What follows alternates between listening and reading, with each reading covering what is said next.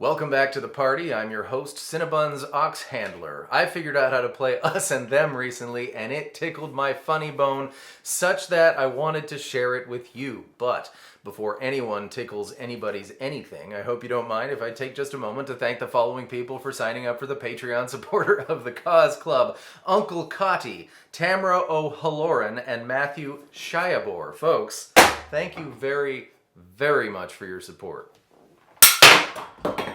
If you would like to find out what that's all about, the link, of course, is in the description.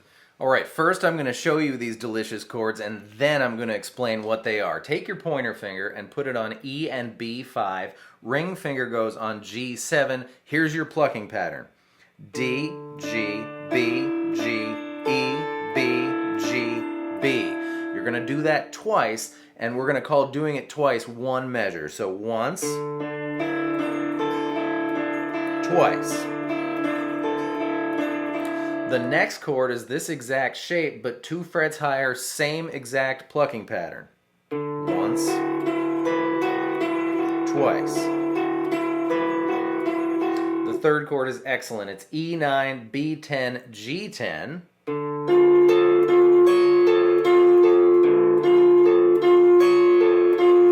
And the fourth chord is a D shape on frets 7 and 8.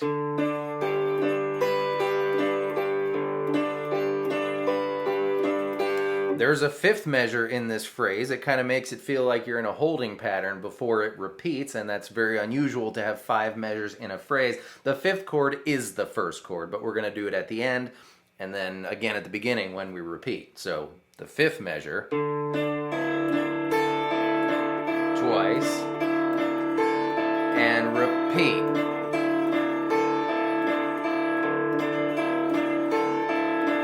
So on and so on. Second chord, third chord, fourth chord, fifth chord, and that is your verse.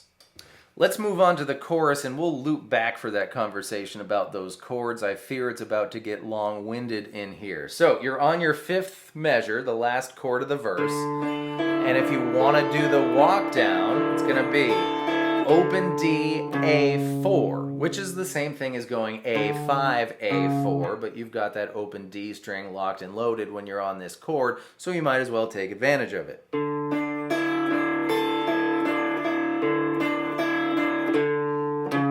B minor,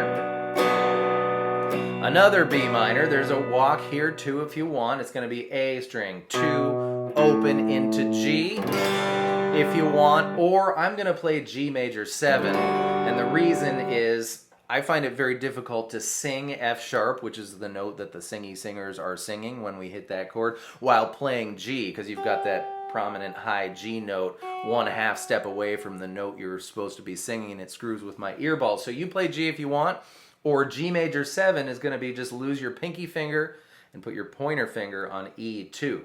And then C. So, B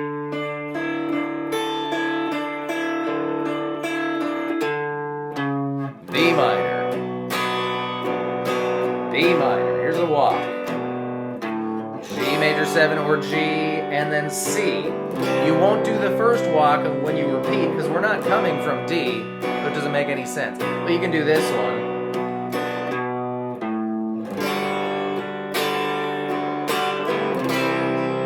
That's your chorus. Oh boy, you asked for it. So here we go. This first chord in our verse, you're going to recognize from when you play D this way. And when we turn this D into a D suspended 2, we make the B string go down to the 5th fret. So this D suspended 2 is just more of this. Not even all that much more because we've got that open D string. So D suspended 2 is what we're playing. And I'm getting to something here, don't worry.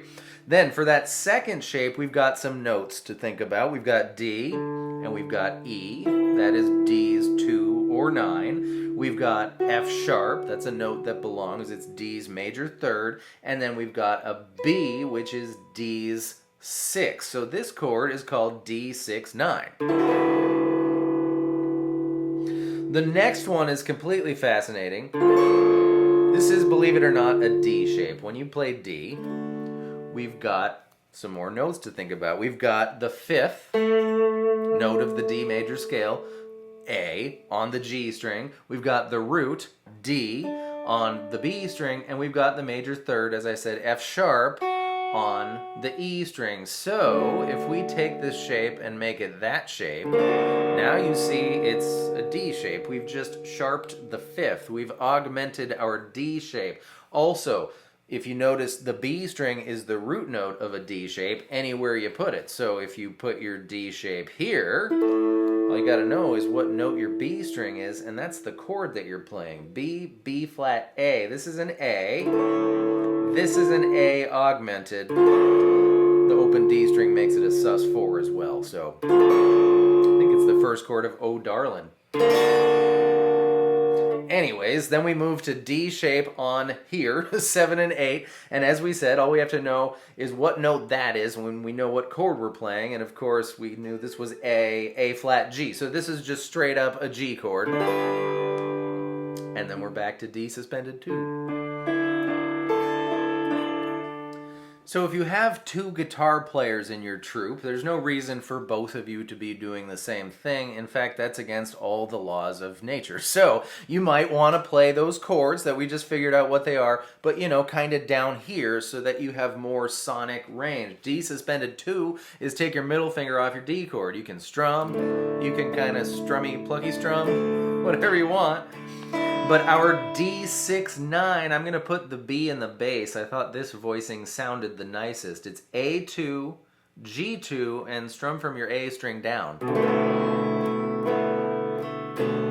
Our special A augmented chord, I'm going to put the C sharp in the bass to kind of keep the motion going up. I want A string 4th fret, D string 3rd fret, that's the sharp 5th, and then G and B 2nd fret. And of course, G is G. And back to D sus2. So here is your rhythm, your hypothetical rhythm guitar part. D sus2.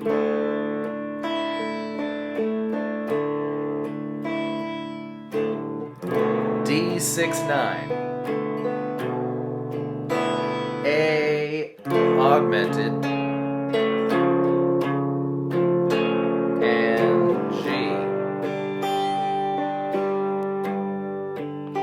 Fifth measure is, of course, D sus2.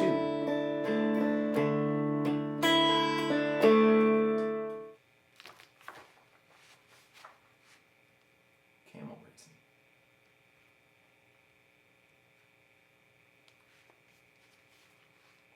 Oh, sorry.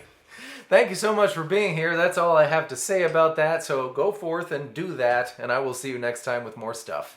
Goodbye.